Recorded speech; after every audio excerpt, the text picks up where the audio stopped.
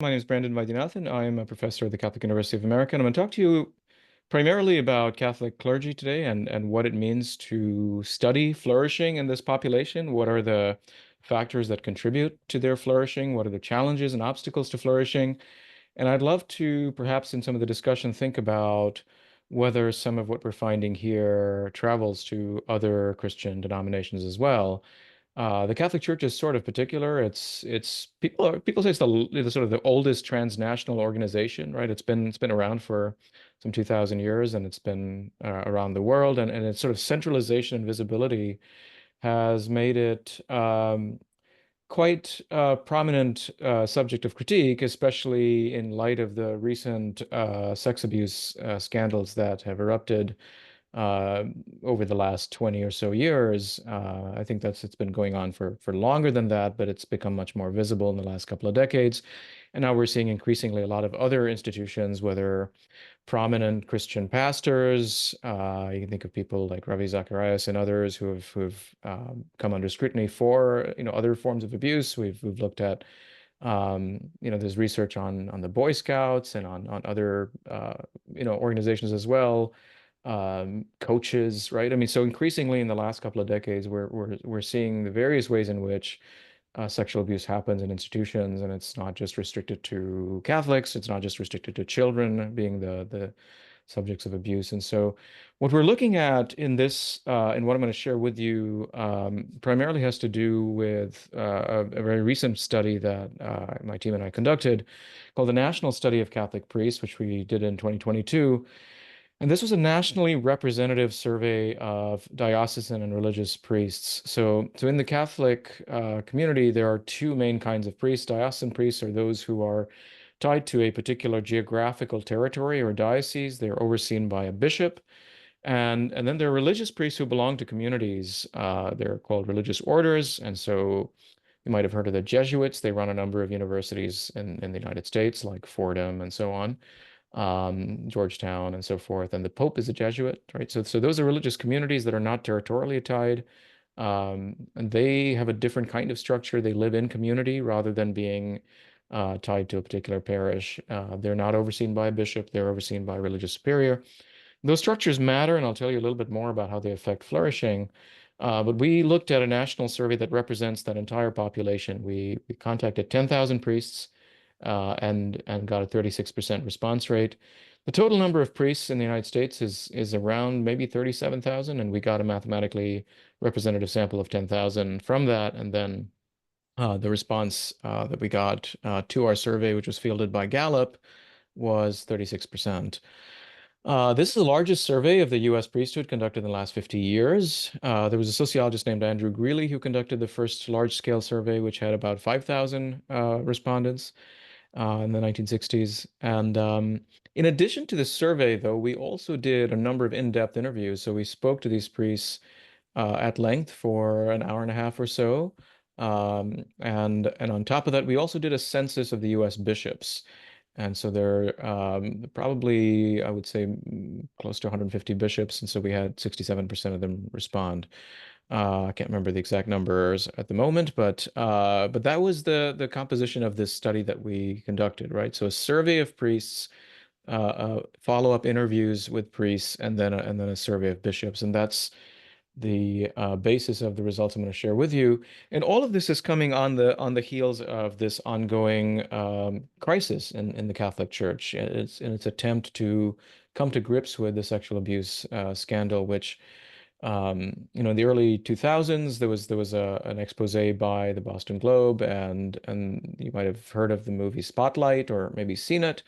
And that was a true story by about that team that reported the gravity of the abuse that was going on, the pervasiveness of it in the Catholic Church.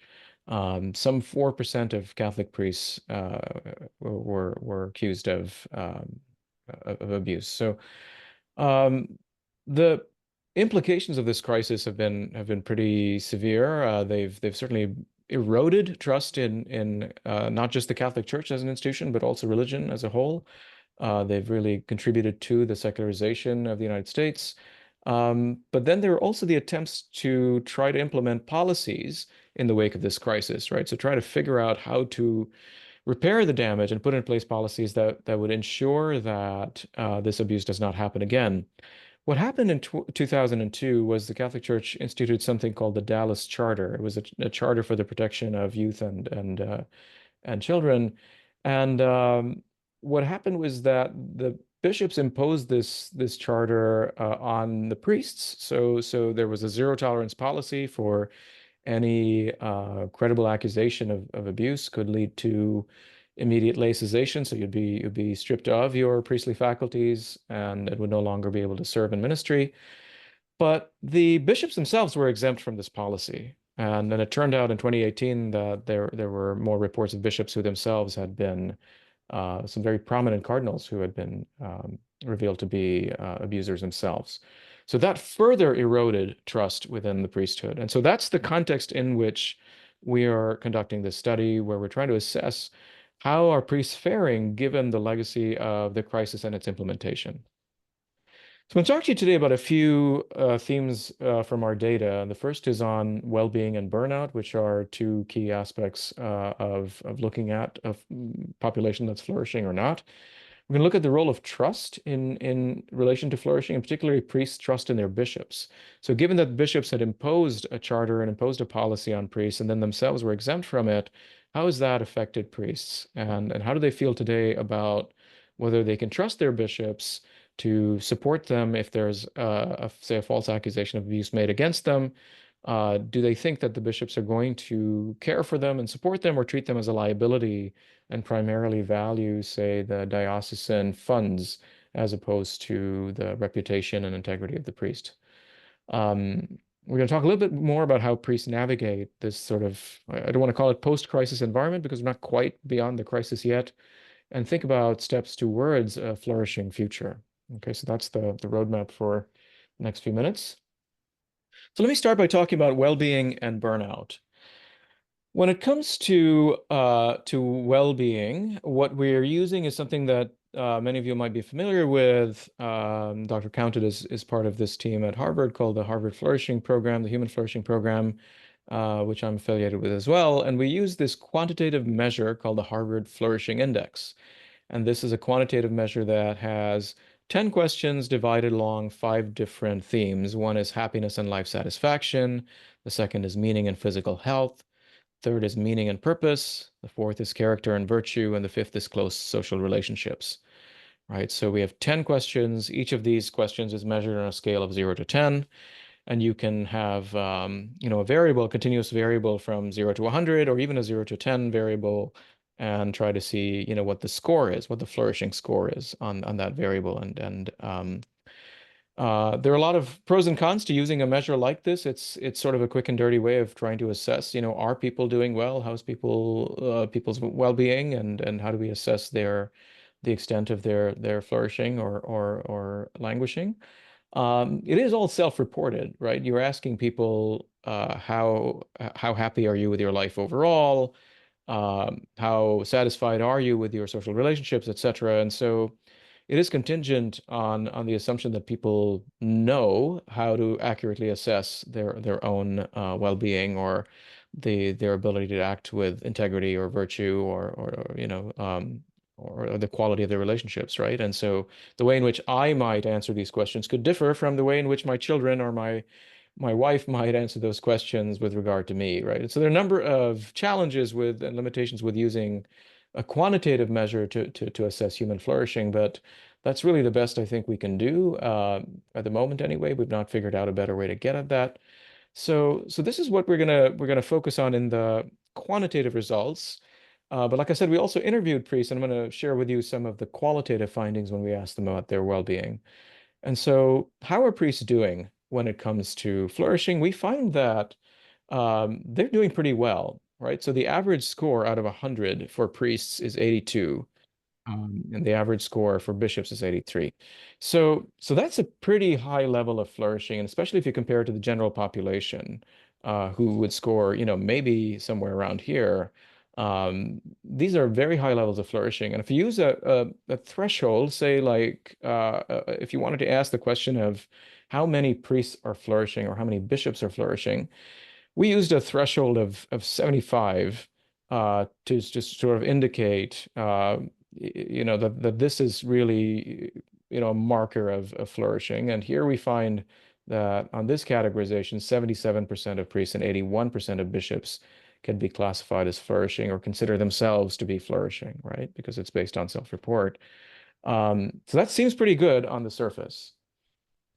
Our qualitative interviews also revealed that this flourishing, does seem to be consonant with their experience. So one diocesan priest told us, "I feel remarkably fulfilled in my life as a priest. I mean, just being able to minister to people, being able to love them, being able to be Christ for them. It's just such a beautiful life."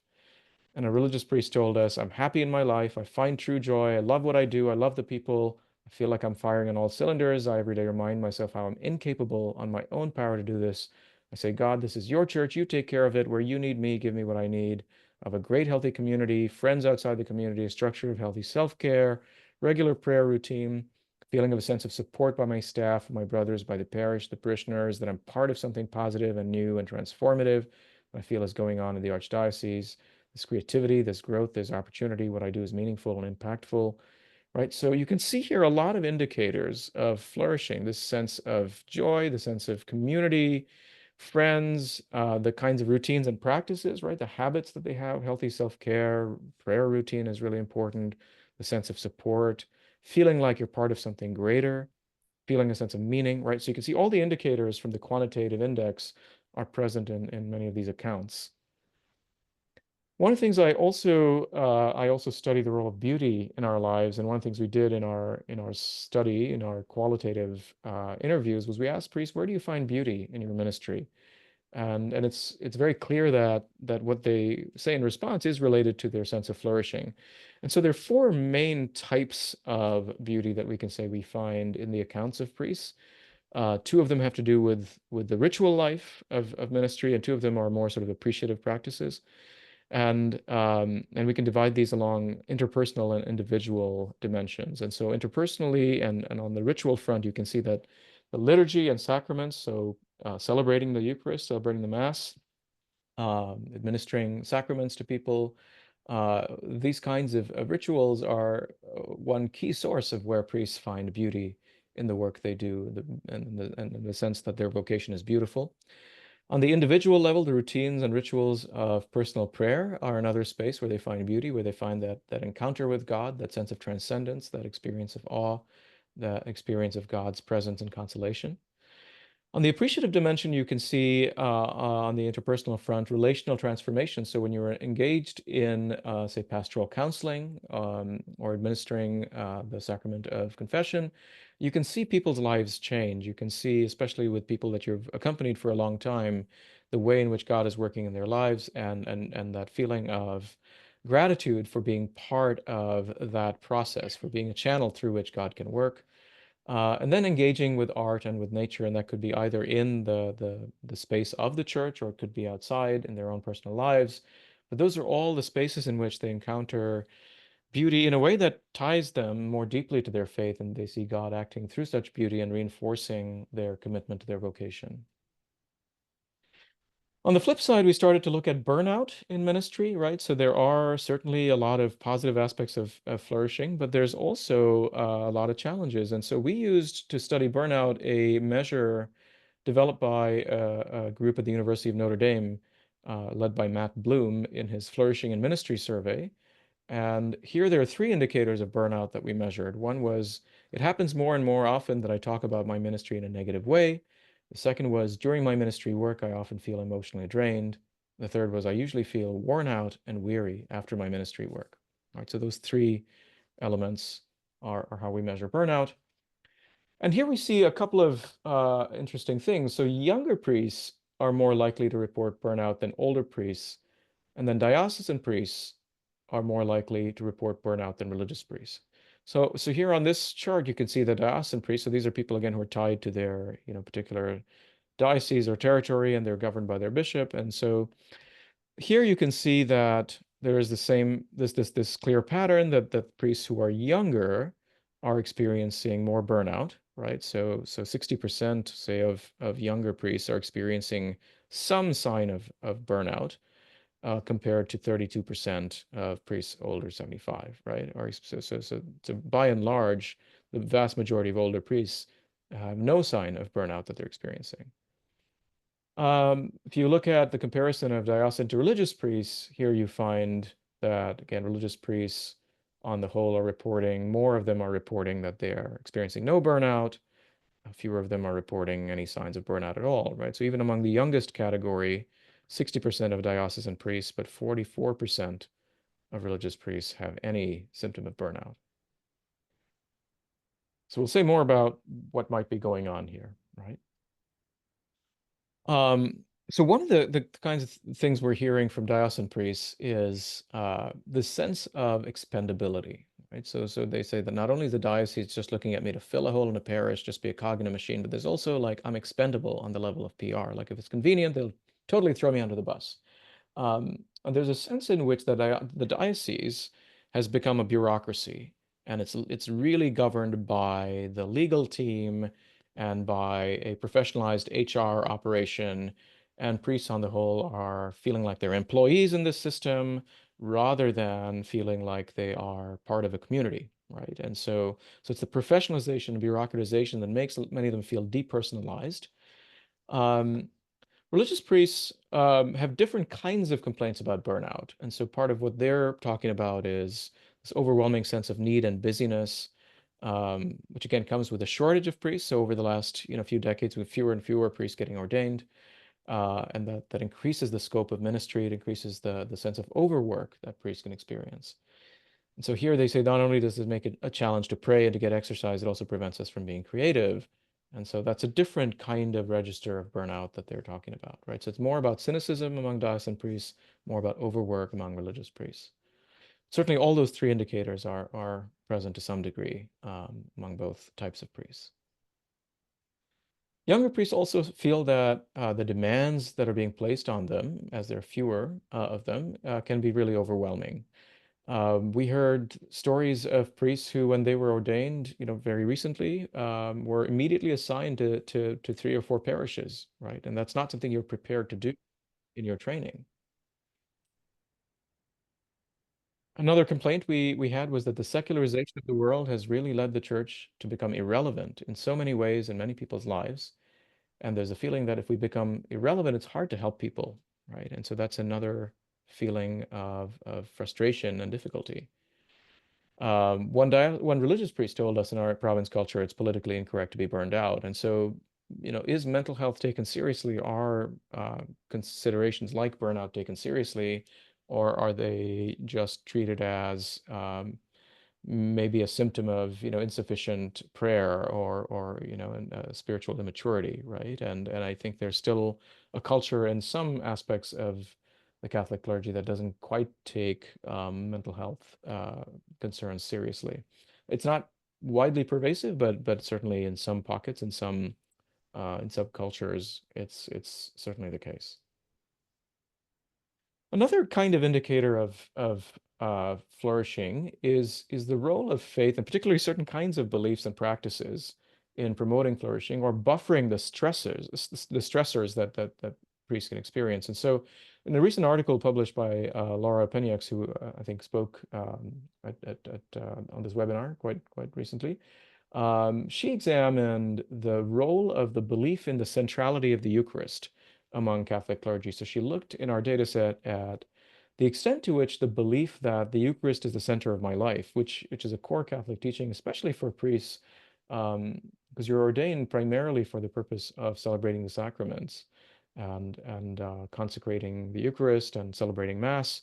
Um, so the belief that the Eucharist is the source and summit of the Catholic faith should be central for Catholic priests. And yet we see there's some variation in the extent to which priests believe that the Eucharist is the center of their lives. And the more strongly they agree that the Eucharist is the center of their lives, the less they feel overworked, right? So the less they're burning out. And so in the strongest category, we see the priests who most strongly agree with the statement that the Eucharist is the center of my life. Their flourishing score is 8.24 out of 10. So instead of 100, she scaled it down to 10. compared to a priest who says the Eucharist is not the center of my life. Um, and there you can see that their score is 5.5, right, on the Flourishing Index. And so the ability of faith and particular kinds of beliefs to buffer the stress that priests experience is really important, right? So that's again another important aspect of flourishing. And so one's prayer life and one's particular religious beliefs are important in mediating that relationship between stress and flourishing. I want to talk to you about another key factor that affects the flourishing of clergy, which is their relationship to their bishops. Again, as I mentioned, they're in this context in which they feel their bishops have betrayed them, right? Their bishops had imposed this policy on them, which you know, very clearly was necessary, right? It was really necessary to put into place policies to protect children. It was clear to put into place policies to immediately remove priests from ministry who were guilty of abuse, rather than moving around and shuffling them around, right? Which is what had happened before 2002, quite consistently. But the challenge is that um, the extent of one's trust in their bishop is related to their flourishing. And so priests who trust their bishops a great deal have an 87% average score on their flourishing index compared to priests who trust their bishop very little or 10 points less. Overall, we find that diocesan priests report relatively low trust in their bishops. And so religious priests, among religious priests, 67% express confidence in the leadership and decision-making ability of their major superior. So these are people who they're living in community again. Their leader is also in community with them, right? So it's not a large bureaucratic structure by and large. Among diocesan priests, you see, it's quite different. 49% of diocesan priests trust the diocesan bishop. So fairly low compared to their religious counterparts. And overall, if you ask priests, how much confidence do you have in the U.S. bishops in general, you see it's very low. It's only 24%, right? So there's this feeling that the bishops as a whole are somehow incompetent and untrustworthy. And this has changed over time a little bit, right? So if you look again at priests, the extent to which they felt confident in their diocesan bishop in 1993 wasn't super high. It was 55%. And this was, again, some people argue it's the fallout of a huge landmark event in the Catholic Church called the Second Vatican Council. So in the late 1960s, there was a lot of change and upheaval when the Church modernized, and a lot of its policies and practices had changed around the world. And people said it, well, on the one hand, modernized the church, but also created a lot of confusion. And so some people argue that some of the fallout of that low level of trust is because of the confusion that was pervasive. And then there were also some stories of abuse coming to the fore in around this time, so the late 80s, early 90s. This was the beginning of some stories of sexual abuse. Um, and then by 2001, that trust had gone up, and there's some scholars who argue that this might be the effect of Pope John Paul II, who had inspired new trust among priests in the institution of the church, and even in the selection of the leaders that he appointed, the bishops that he appointed. And all of that crumbled the following year once the scandals were made more public in 2002, and now we're at 2022, right? So that's their confidence. Their individual diocesan bishop has changed that way over time. Confidence in U.S. bishops, interestingly, has been steadily somewhat low, but you can see now has dropped to the lowest level it's ever been, right? And here's some of the kinds of reasons that we're hearing from priests as to why their trust in bishops is low. And one priest told us, instead of the bishop really being a father, he's just become like a slave driver and just an administrator who just wants to cover his own rear end and not really care about the priests. Another priest told us, I think most priests don't trust the bishops. I do think that in general terms, priests don't trust bishops. They can seem imperious, operating from hubris. They think they're above the law, and I think there's some validity to those assertions. Like I said, it's the sense that the bishops imposed a policy on us and they weren't accountable themselves, right? That's the complaint. And over here, the first complaint is the sense that the main concern of the bishop or of the diocese is really protecting their finances, right? There's so many lawsuits that have cost the Catholic Church billions over the last couple of decades. And the sense among many priests is that that's really what the bishops care much more about than the integrity of the priest or valuing their vocation. Another priest said, I don't really trust most bishops, to be honest with you. I'll show them all a great amount of respect, and if I was in their diocese, I would really serve them and try. But just looking across the United States, looking across a lot of bishops, I would say I have an overall negative opinion of bishops in the United States. I feel a lot of the bishops are so beige, kind of milquetoast. They're not really leaders. They're just kind of chameleons looking to climb up the ladder. So put this into contrast with the high levels of flourishing that we saw earlier, right? Using the Harvard Flourishing Index, on the surface, it looks like priests are doing really great. And then you hear these accounts and you realize their relationship to their leaders, their relationship to their community is really fractured. Here's another instance of that fracture. So priests and bishops differ significantly in how they see their relationship to each other. And so we asked bishops and priests how they saw that relationship. And so we asked bishops, to what extent do you see your relationship to your priest as a brother? To what extent do you see yourself as a father to a priest?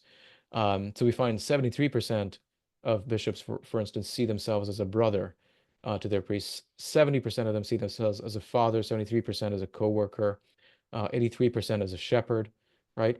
When you ask priests, how do you see your bishop? Only 28% see their bishop as a brother, 28% see their bishop as a father. I mean, this is a huge difference. And part of the rite of ordination of a bishop very clearly states that you are to be fathers, you are to be shepherds, right? And even here, it's interesting that only 70% of bishops see themselves as a father to their priests.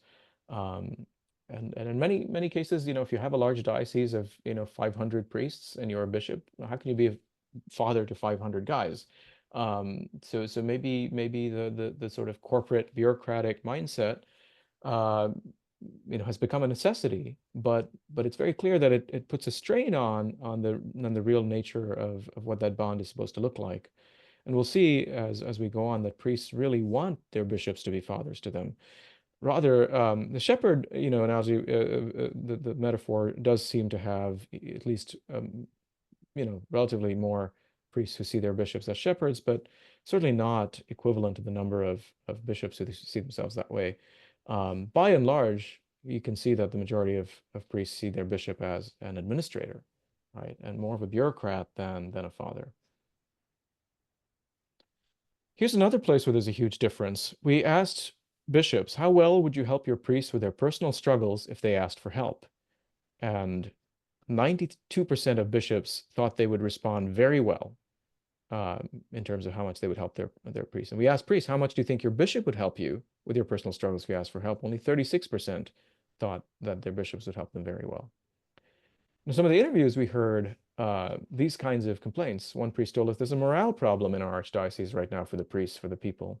I don't think they feel there's a shepherd right now. I personally have no confidence in my bishop. I would no more call him about something than a stranger on the street. I have no trust in him whatsoever, and I'm not alone. I'd be willing to bet the bishop doesn't know much about us priests at all. Another priest told us, we've been saying for a decade now that bishops see their priests as liabilities, and we know it, we feel it. So you can really see this erosion of trust has become a bitter point of contention, especially among diocesan priests. We asked priests where they found their sources of support. Um, and you can see that the vast majority of them, 93% of them, would say that they're supported either strongly or somewhat by their lay friends, 88% by their family. Bishops score way at the bottom, right? 60% see their bishop as a source of support.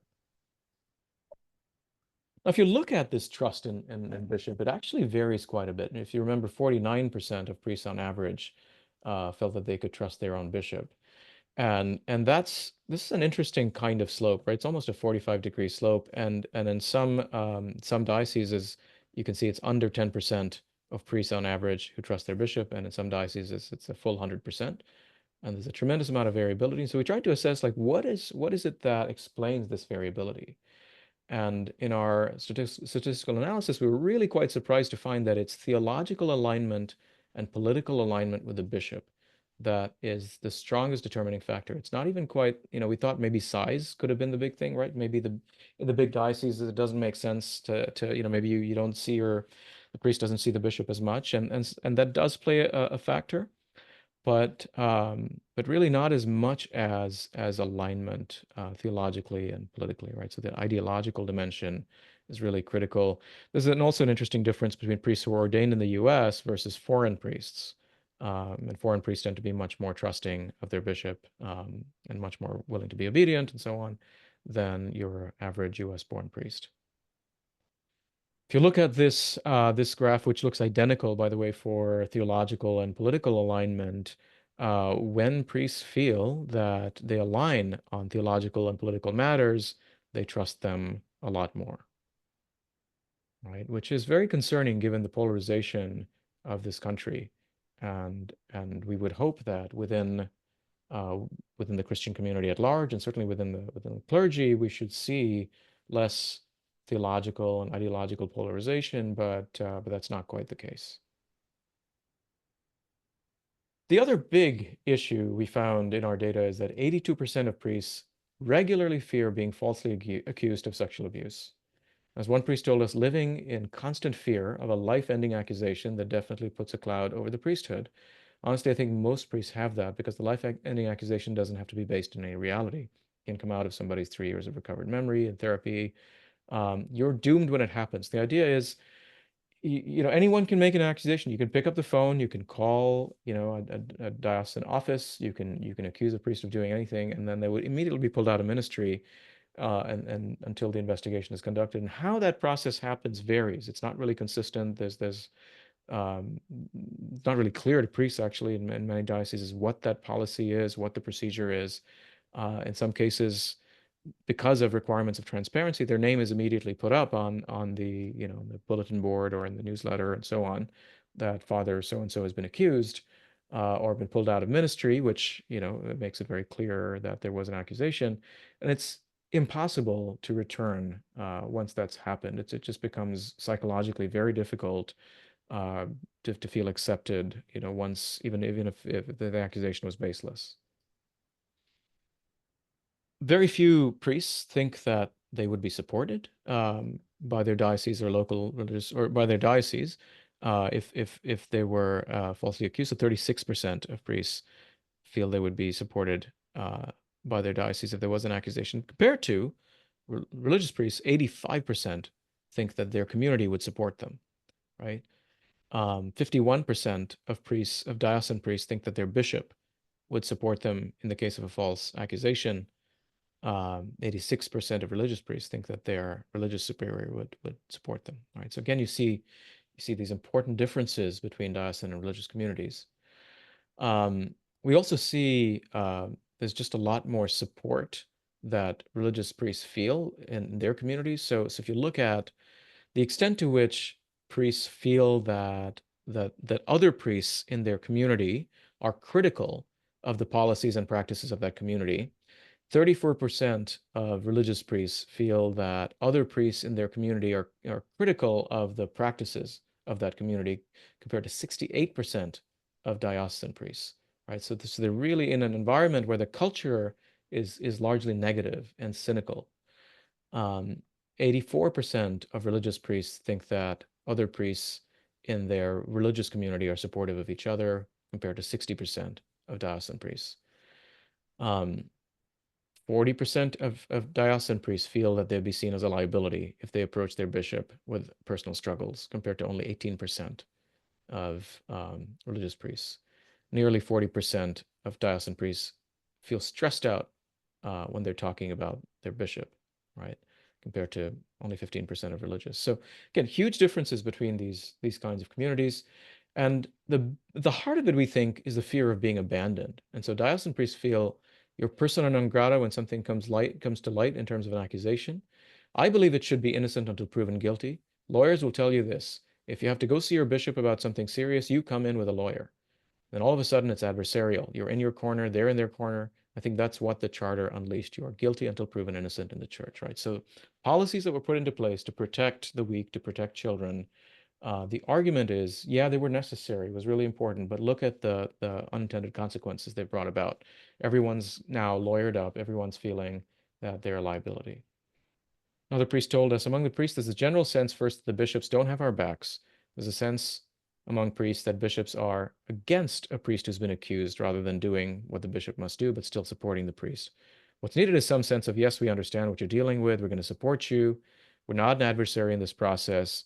The other thing needed is openness and transparency about the process. We as priests have no idea what that process is inside the review board, and so there's a lot of mistrust. We don't know what standard we're going to be judged by. Listen, on the other hand, to religious priests, right? There's a clear sense that they won't be abandoned. They say you can't throw these people out on the street who've been accused. They're still part of your religious order. They can't function as a priest, but you still have to clothe them, house them, and feed them. So there's all limitations placed on what they can do, where they live, who they interact with, their ability to drive a car, their permission to travel. All of that is restricted. They're in a very tight leash, but we take care of them, right? So they're not dehumanized. I don't know any priest, to be honest with you, one religious priest told us, that think we're being treated with any kind of fairness or justice. Thank God, if I was accused of some misconduct, I could stay in the community. I would be taken care of. If you're a diocesan priest, it's like, here's your hat, have a nice life, don't call us, we'll call you. Some of the younger diocesan priests I talked to had expressed such a palpable level of cynicism that I found surprising. They said that, one of them told me, um, I already have my extra apartment and a bank account for the day that the accusation comes. Not for if it comes, but for when it comes, so that I don't have to go live in my mother's basement. Right. And so taking these kinds of steps before you enter ministry seems very sad. It seems like a very, very problematic situation that priests think they have to do this. So how are they navigating this crisis? What are the other fallouts, right? And again, all of this I find to be in great tension with that those high levels of personal flourishing, and they have to still yet navigate a lot of challenging situations at the institutional level. So the sexual abuse crisis is not completely over. 9% of priests we talked to said they themselves experienced sexual misconduct in seminary. And if you look at those who are unsure or prefer not to answer, that goes up to 15%. And we had a team of 7 or 8 interviewers, and we ourselves talked to, I talked to 2 priests who had experienced abuse themselves in seminary. So it's still not completely resolved. It's still a serious issue to root out. We're also trying to look at the extent to which priests are continuing to interact with survivors of abuse and not sort of pushing aside the sex abuse crisis to something of the past. I mean, it's very clear that in most dioceses there is a very strong culture of child protection. The policies are very strict. Priests think that's a good thing, and they think it's important to support it. But I think it's also important for them to continue that interaction so that the damage that has been done doesn't pass away into distant memory. So 69% feel reasonably well prepared to support victims of clergy sexual abuse. 54% have personally done outreach to or otherwise supported victims. 49% have been approached by someone who believes that they have been a victim of child sexual abuse, right? So these interactions are really important. It's important to help priests to be able to support others, including other priests who've gone through such abuse. 71% of priests know at least one survivor of clergy sexual abuse. And they think it's really important to have those contacts. So one priest told us it's a heartbreaking thing. I've had conversations with people who have been victims of sexual abuse in general, but also clergy sexual abuse, and people who are actually serving in the church as priests who themselves were abused. So it's the sadness of those conversations and just holding that tragedy in my own heart for those people who've been affected like that. Sometimes that's all you can do, another priest told us, just cry with them. And it's been really good for my priesthood, really good for understanding this. And one priest told us, personally, I am a victim. I was sexually abused when I was in seminary. You have to understand trauma. You've got to understand abuse, right? And so all of this is important also for understanding the importance of the policies that were put into place, right? And so the more there's a disconnect between that experience of the crisis and contact with people who are survivors of abuse, that disconnect could feed into a sense that these policies are just arbitrary or draconian or unnecessary. And you could see that disconnect to some degree in people who express a lot of defensiveness. And they say that policy seems to have been written by people who spend all day in an office. It makes a suspect out of everybody. How do you prove that something didn't happen? How do you get your reputation back, right? And so there's a sense that we need something in place. We need measures in place, but the way it's implemented has a lot of problems. And this idea that you're guilty until proven innocent, that you have to be treated as a liability, that you're primarily seen as as an obstacle to the financial flourishing of a diocese. I mean, those kinds of, the dehumanization that comes into it, those sorts of complaints are pretty serious and need to be better understood. Right. And the other kind of challenge is the policies have led to some compromises in their ability to perform their priestly ministry. So many priests have told us, I'm afraid to be around children, right? I can't hug a child. I mean, how are you supposed to do youth ministry if you can't spend regular time with them? There's windows on my office door, there's windows to the confessional. I don't want to put myself in a situation where something could be misconstrued or misunderstood.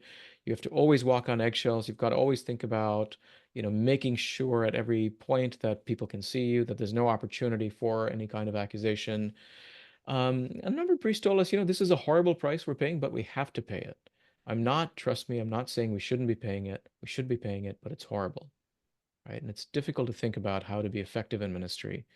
And one of the challenges is that initially the focus was on child sexual abuse, and that's where you see probably close to 100% of priests would say, these policies are absolutely necessary. You need a zero tolerance policy. But more and more, it's become important to think about how do you protect other sorts of vulnerable adults, right? Who are abused in some way by priests, and so there are lots of cases of priests who have started affairs with women in their parishes, and to what extent is that consensual? To what extent does the power dynamic in that situation become a source of exploitation? Uh, those are important issues, but putting all of them into the same policy becomes a serious issue. Should child sexual abuse and vulnerable adults be treated the same way? That was a huge concern that priests raised. So how do we move forward? What does it look like to imagine a future in which there's genuine flourishing, right? So not just subjective well-being or subjective flourishing when it comes to one's own prayer life or one's commitment to ministry, but to the health of the institution as a whole. We asked priests what they wanted. What did they think was important in their relationships with bishops? What changes were needed? They all wanted better relationships with bishops. They wanted their bishops to be fathers, not bureaucrats. They wanted to stop the depersonalization and the dehumanization. They also wanted more communication and vulnerability and accountability on the part of bishops, right? They wanted bishops to speak to them more regularly. Many of them were like, I could, be great if he called me up on my birthday. It would be great if he came by. Again, not everybody. There's some priests who are like, I don't want my bishop dropping in unexpected. Um, but by and large, they did want more contact with their bishop, and not to have the bishop be this, bureaucrat on high. They wanted vulnerability. They wanted acknowledgement of mistakes. They want bishops to say, "I'm sorry, I screwed up. I made mistakes. We messed up." Right? They want, especially in relation to survivors of abuse, honest confessions and reparations. And accountability on the part of bishops, especially given that they were not subject to this policy for a long time. They want due process. They don't want to be treated like criminals. They don't want to be seen as liabilities first. They don't want to be treated as guilty first, right? So they really want a clear sense of what the policy is, and it's a policy that defends them first and foremost, and is transparent and is fair. They also want to be better equipped to fulfill their vocations. As I mentioned, many priests today, given the secularization of the church, given the priest shortage, really struggle with the actual volume of the work that they're doing. Many feel that they're called to do things that go beyond the scope of their vocation. So imagine being ordained today and being assigned, 3 or 4, and we heard in one case 6 parishes the day you're ordained. Maybe given a couple of Catholic schools as well that are connected to those parishes, right? So you're going from 7 or 8 years of studying philosophy and theology and ministry to having to learn how to manage multiple businesses, right? And having to run schools. So they're not really trained to do that. Learning really how to better sustain positive mental health, right? So that's another area, not only nurturing their own personal mental health, but also the mental health of people who come to them. In the US, the first place that most people go to when they have mental health struggles is to a pastor or priest or faith leader, right? So how can they better respond to those kinds of mental health needs and also to cater to their own need for well-being. There are a number of key challenges here as we envision this future, right? And so one of them is, first of all, to sustain a culture of safety without compromising effectiveness in ministry. And there's a tension here. The policies that are put into place are really important. Safeguarding children is really important. Ensuring abuse doesn't happen is especially important. Having a zero tolerance policy for abusers is critical.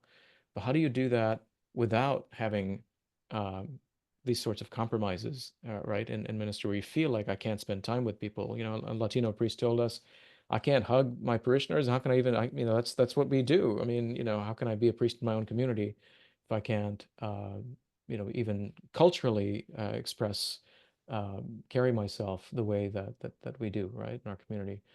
So it's an important challenge, and it's not really clear in many cases how to do that. There's also tension between trust and transparency. It's well and good to call for transparency, given especially the secrecy that had led to the abuse crisis in the church, right? Not disclosing priests who were abusers, just sweeping it under the rug, moving them, relocating them, all of that should never happen again. At the same time, immediately broadcasting that somebody has been pulled out of ministry is a problem, and it poses an obstacle to trust, right? And so that's again another tension to think about is what kind of transparency is important, what is necessary, what is it that it's important to disclose, what is it that's important to keep confidential until fair trials have happened, for instance. Creating a healthy culture of trust is really critical. The issue here is not restoring trust. It was clear that the trust that priests had in their bishops 20, 25 years ago was unwarranted.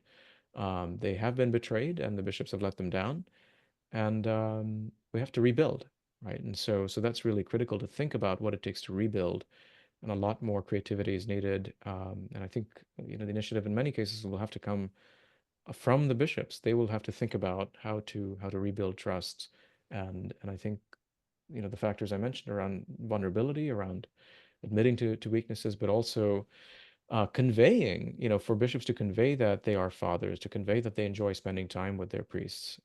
Those things, the relational dimension, the connection is really critical. And finally, I would say it's crucial to think about the kinds of supports and practices that are needed to promote flourishing. We talked to priests about the extent to which they were happy with their forms of support. And again, you could see, in the data, those differences between religious and diocesan priests. Religious priests live in community together, and they've learned over really the centuries healthy practices of living in communal life. Diocesan priests don't quite have that, and many of the structures that have been put into place, like support groups, don't quite work in many cases. They feel like forced fun. They feel like, oh, we get together and we shoot pool and gossip, and it's not really, we play cards. It feels like a waste of time, right? So how do you create healthy forms of support and healthy structures? There is a tendency once you start to burn out, once you feel overworked and busy, once you feel you're not trusted by your superiors, to close in, right? And closing in can lead to other kinds of toxic behaviors. So it's really crucial to build healthy support, healthy community, healthy friendships and relationships, and accountability. But there's still a lot to do on this dimension as well. So I want to stop here for now. I'd be happy to answer your questions, and I would love to know, even from the audience here, what are ways in which some of what we're seeing here in the Catholic Church might be happening in other Christian communities, or what is it that maybe we could learn from successes in other communities, or what other communities might look to the Catholic Church for in terms of addressing some of these sorts of issues and obstacles to flourishing elsewhere. Thanks very much.